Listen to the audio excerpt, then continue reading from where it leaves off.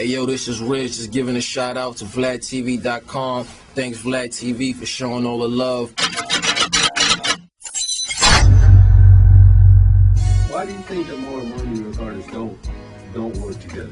I mean, me personally, because I look at things through a different eye, you know, and in my head it's just that people have developed like a lifestyle off of this music industry, and they get like a little rattled if somebody is able to come and stand next to them and get a little bit of shine, because ultimately this is their hustle. So if somebody comes on the block and they got a little bit, you know, a little bit better product or just a fresh face, it makes it hard for them to want to stand next to you, because then they're basically introducing you to their fan base, which they make their money off of. So they just be nervous about the whole like being like a little like the attention being distracted and the fame, and it gets people too caught up in just trying to protect their lifestyles by keeping other people away from like the spotlight, you know. Basically, like when you think of the South, you think of the money differential.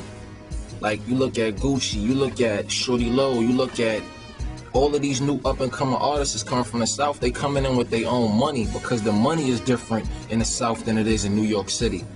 And how so? Is because the streets are different out there.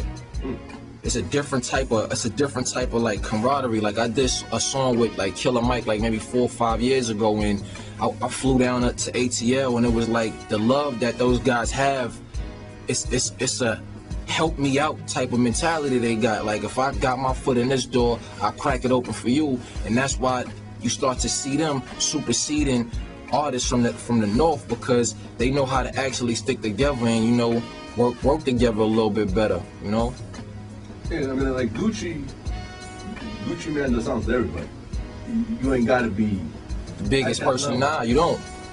You know, whereas like you look at a Jay, and Jay rarely does a song. Yeah, he only does songs with people that matter.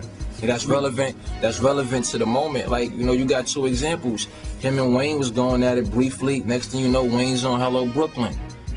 You know, Drake is a newcomer. He has a fan base. Jay attaches himself to that, and you know it keeps him relevant to basically that whole demographic.